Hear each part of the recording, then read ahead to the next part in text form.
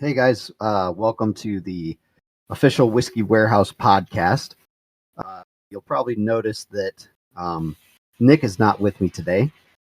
That's fine. He's got his own stuff going on, and now I'm here today to talk to you about infinity bottles. And I just realized I left my notes over on the bed, and I also left my infinity bottle sitting on a shelf. I'll be right back. All right, so if you are new to the whiskey game or you've been around a long time, infinity bottles have they've been around. You know, they're talked about in every circle. They are kind of like they're a cool idea. Basically, you become your own master mixer. I'm trying to figure out who first coined the phrase.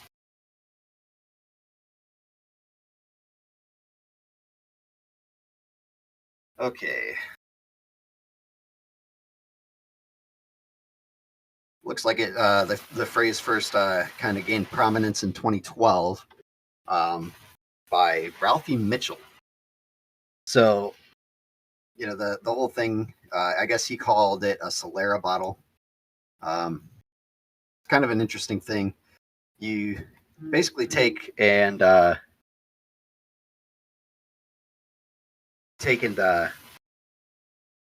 you'll find a whole bunch of either similar whiskeys, or in general you'll just grab every whiskey off from your shelf and dump it into one bottle, and you're kind of keeping the essence of that.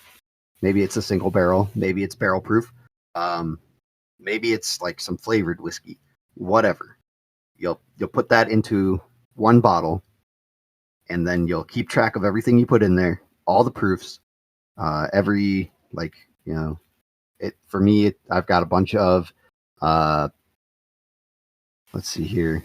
I got a bunch of Ragged Branch in there, so I've got Ragged Branch single barrel store pick wheated. I've got Ragged Branch Cowboy Cut rye, Ragged Branch double oaked, Party Source pick, and Ragged Branch rye barrel proof. And then so the Cowboy Cut is a double oaked rye. All those go in there, and then you'll add up the total, and then from there you'll divide the total amount of proof by the amount of pours that you put in there, and then that'll give you your proofs. So today, I'll go over this with you guys. I'll share with you what my infinity bottle right now that I have going, a brand new one, has in it. Every bottle that's in there, and the proofs that all went in. And then we'll talk about, I'm going to take a drink of it, and we'll see how it goes. I haven't had it yet. I actually just added 2 whiskeys that were barrel proof. One being a Four Roses Private Selection barrel proof for the state of Ohio, and then another one being the Ragged Branch Rye barrel proof. So first, I started off with, and each one's a half ounce. Okay, so I started off with Weller Full Proof at 114 proof, moved to New Riff at 106.1, ECBP 917 at 131.0, ECBP C920 at 132.8, Booker's Granny Batch at 126.4, Barrel Bourbon number 22 at 116.6, Barrel Rye number 3, 116.7. The Smoke Wagon pick that was sent to us from Aaron of the Smoke Wagon Distilling Company, and that one is 115.8. Old Weller Antique 107,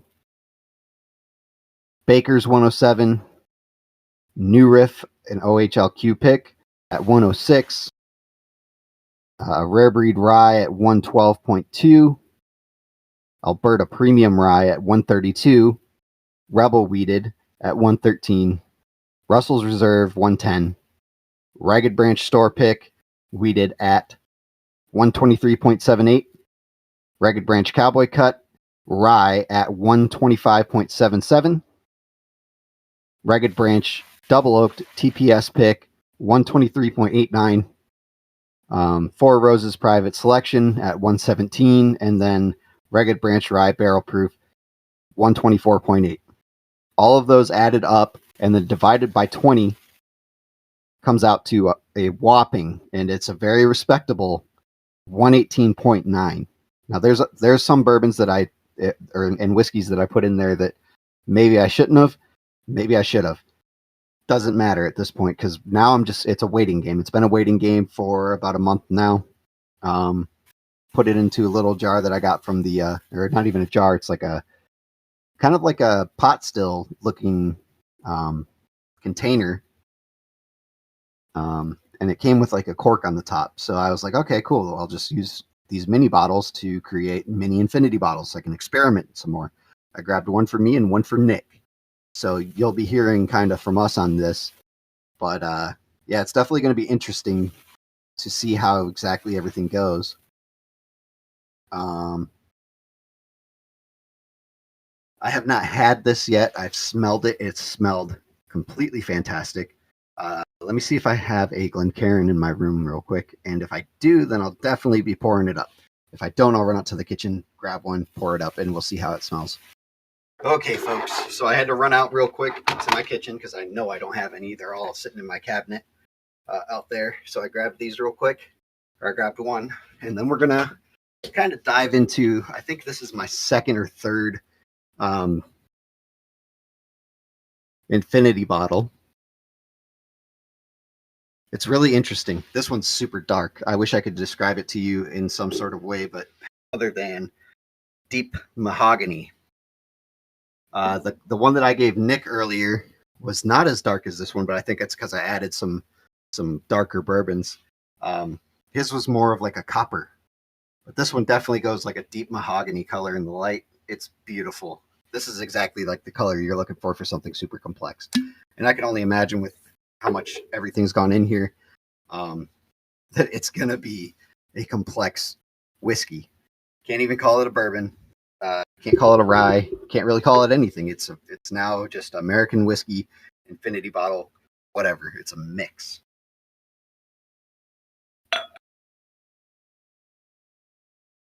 That's beautiful. Yep, even in the glass, a nice mahogany, rich color. And I'll see if I can get Nick to do a sample and let me know how it tastes. All right, I said, can you taste the affinity or the infinity, and let me know what you get. So, yeah, the color is mega dark. It's beautiful, beautiful, nice, rich color. Ooh, a lot of cherry on this. A lot of cherry on this. Nice oak, very floral. Maybe a little bit of dark chocolate and tobacco, which would come from the Ragged Branch. Everything else does not carry any tobacco on it whatsoever.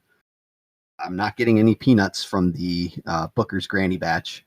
It smells so good. I'm actually really surprised at how it smells. I don't think I've had anything that smells like this at all. It's truly its own musk, right? Especially with everything that went in here. Probably my next one will be trying basically dump every whiskey that I have into one jar or one bottle, and then go from there. Smells so good, like I said. Maybe I am picking up a little bit of peanuts. That rye is coming through too. Oh, it smells amazing. I'm gonna get to the taste. Ooh, it's oily, followed by like it makes my tongue slick. There is a really nice bit of oak that's shining through. Goes down super easy. Molasses and brown sugar, for sure. This would be a winner 100% of the time, I feel like, for me and Nick. We'll have his notes, I'm sure, very soon. I think he's going to pour up here in a second, but we'll see.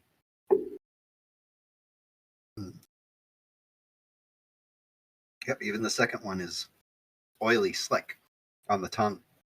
Ooh, there's that Ragged Branch funk that you would look for. Nice, like corn, leather, chocolate, oak, a little bit of tobacco, lots of cherry, lots and lots of cherry.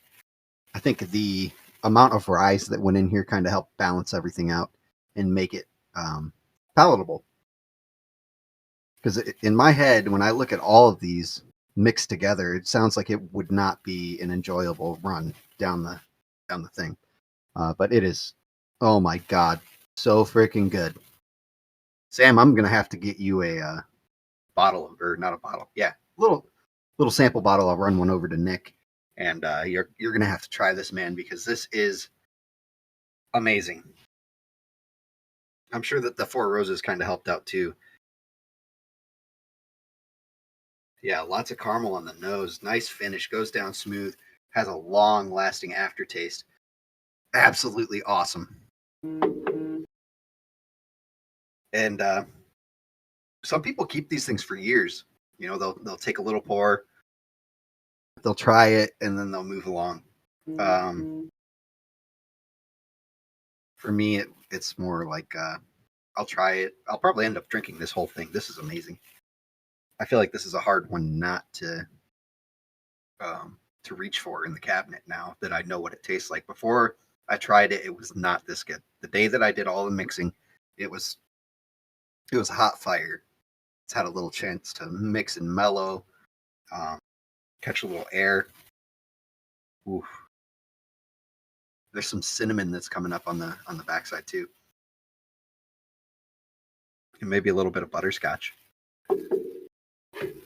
Yeah, Nick and I, we have an episode. I think we might have pulled it down. We got so smacked during. We drank a bunch of Ragged Branch in a Christmas special that has since been pulled for sure. I know that one's not up anymore. That's like a lost Chronicle tape that'll probably reemerge later in time. But people seem to like our Infinity Bottle video. I'm pretty sure you can find it on YouTube.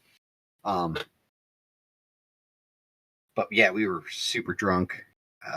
Probably about 6 bourbons in, or six different whiskeys, because I think we did the whole Ragged Branch line, and then they gave us a barrel proof rye that was not going to be released yet, which was fantastic. It was straight caramel. Yeah, so doing that episode was a lot of fun for us, but man, that was a terrible time that night. I was drunk. Nick was drunk. Everybody's drunk. But I think that I just came back from Texas at the time. So it's kind of like Nick and I hanging out, shooting the shit.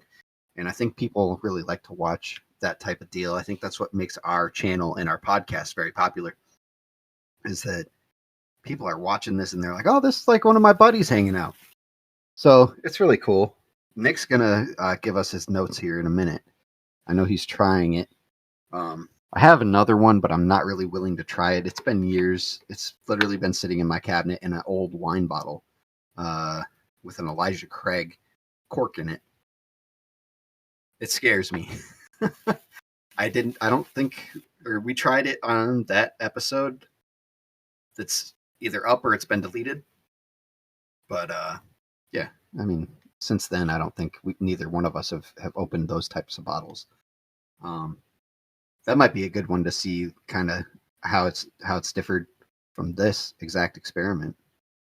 Kind of wild. If you're listening and you're not Sam, do you use an Infinity bottle? What did you do 4 years? Did you use a bunch of flavored whiskey and try to really mix it up? Maybe make like a peanut butter jelly shot or something like that in the Infinity bottle?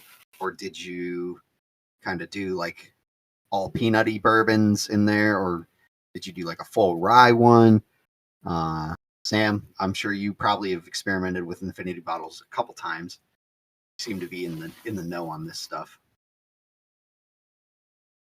But yeah, it's awesome, man. I think it's a fun thing to do. It kind of keeps the memory of Whiskey's Gone alive, because you have the bottle, right? And you're able to kind of taste those notes that came out of that bottle. Oh, I'm just talking a bunch of shit right now. I'm just waiting, kind of stalling until Nick gets me his stuff over. All right, I'll read you this article real quick. An infinity bottle is an idea that borrows from the concept of wine or liquor, Solera systems, process by which wine, brandy, rum, whiskey, and sherry are occasionally aged.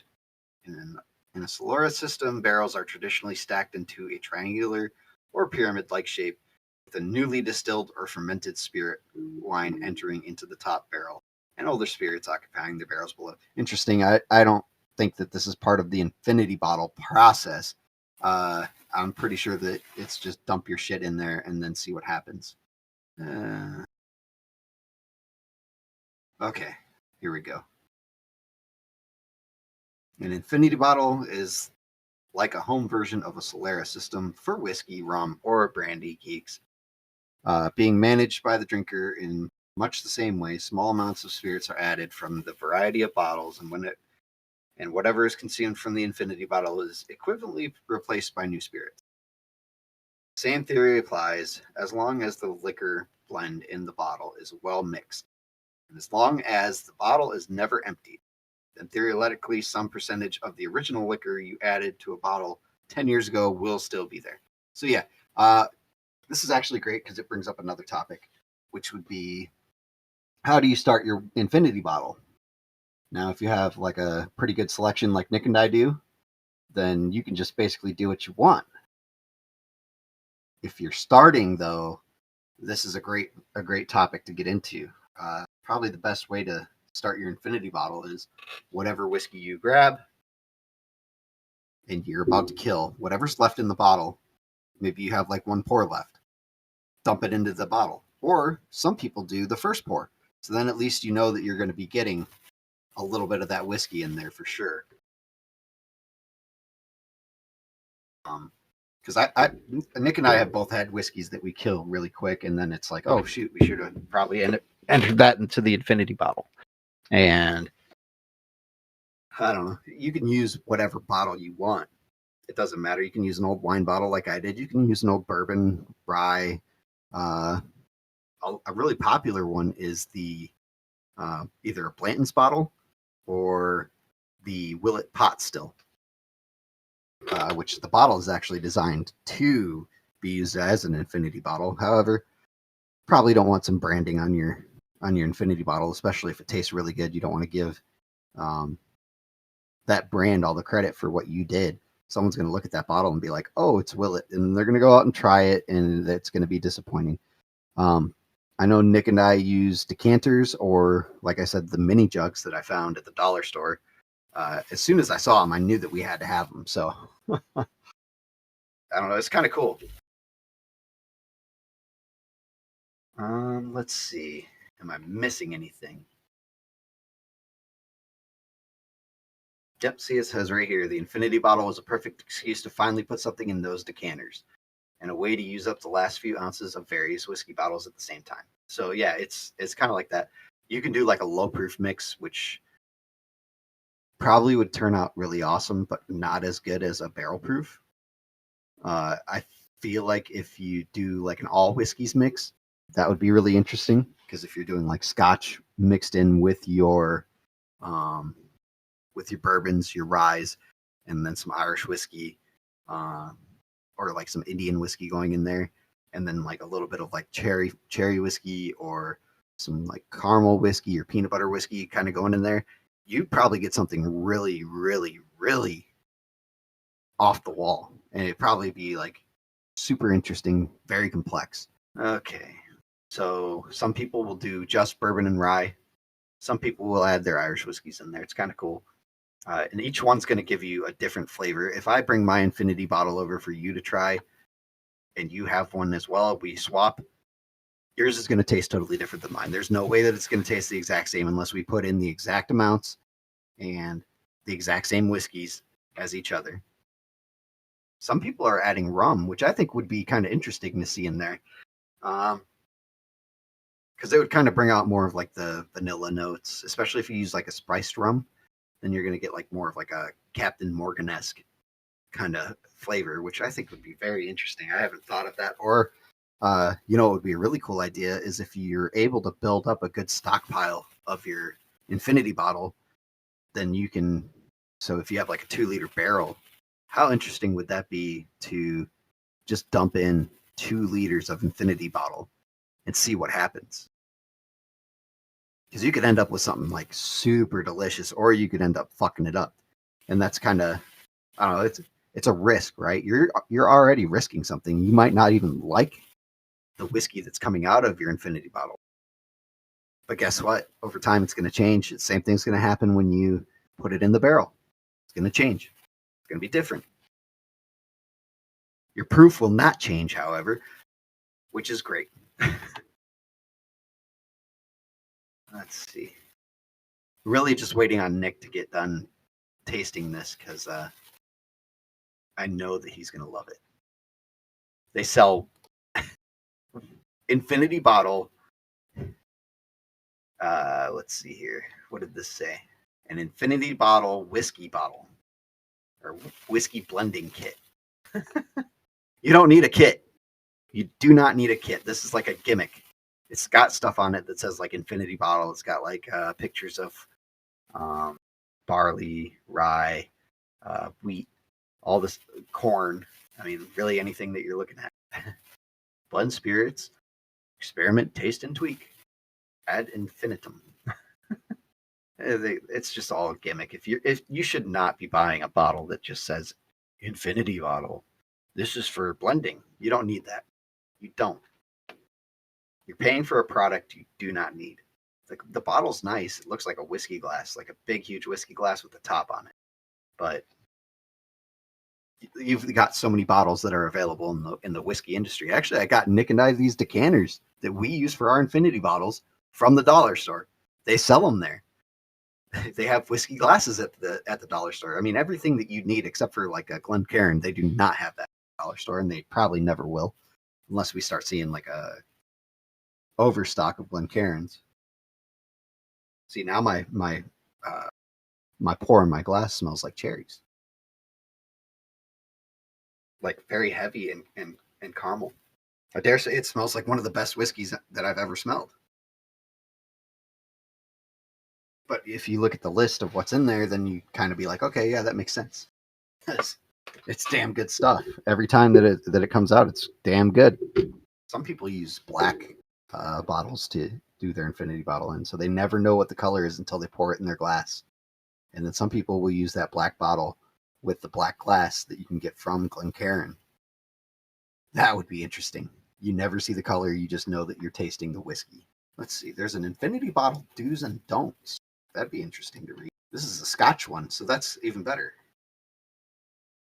So I've got a few of my earlier bottles. Glenlivet 12, a whole bunch of stuff that I can't pronounce. Ardbeg 10. Getting low on volume right now. Think about starting an infinity bottle. I'm wondering if others who have used it before or have done this can give me pointers on what they found. So here, there is mixed peaty with non-peaty, which if you haven't had High West Campfire whiskey, that is a great example of what an infinity bottle could be, because it's got the scotchiness, smoky kind of flavor, and then it's got like a sweetness from the rye, and then it's got like the complexity of a bourbon, and it's all mixed together, and it balances out so well. You can call it a fatted malt blend, which I don't understand. If it's all single malts, so that would be interesting. Yeah, some people are saying peat will overpower. I did a poor man's, which Nick and I still have to try and see how well it came out. We did a poor man's campfire whiskey. Before we bought the bottle, we were able to purchase one with our money. So yeah, this has been. I mean, I'm waiting on Nick, but I don't think it's going to happen. I got to get off from here because I got to go wake up my wife. Hopefully, she's already out there waiting on me. If not, oh well. We'll try. If Nick sends me his stuff when I upload this, I'll put his notes in the comments because I got to get this done. So until next time, guys, thanks for listening. Oh, Nick just said, let's see how he just sent it right as I'm getting ready to get off from here. Here we go. Nose, cherry, vanilla, caramel, orange peel, salt, white pepper. Taste, cherry, brown sugar, orange pepper, lemongrass, toasted oak. Long finish, kind of hot. Sarah wants to give her notes too. Okay, so Sarah's getting in on this. She got buttery honeysuckle, which that's an interesting note. She got, for the taste, peppery sweet almond bread and long finish burns. So yeah, he said that him and Sarah smelled separately and wrote their notes down before sharing with each other to avoid bias. That's probably the best way to do it. Nick, when you listen to this, you're probably gonna be like, "Yep, I got that. I got that. I got that. I got that." Yeah, I know that you liked it. I know that you did because of your notes. This is a lot of stuff that you like to see in your whiskeys. I don't know what you'd rate it, but I know it would be up there. We'll see. I'll put down in the comments what Nick rated it if he doesn't get back to me in a second. But I do have to hop off. I'm going to finish this real quick and I'll tell you what the last notes that I'm getting a lot of tobacco. Oak. I do get the pepperiness, but it's not as hot as I would think. Very tasty. Long finish. Very good. I'm not going to get this from Nick for a second here. So until next time, guys, this has been a Whiskey Warehouse exclusive with me, Dylan, of course. And yeah, that's it. So I'll see you later.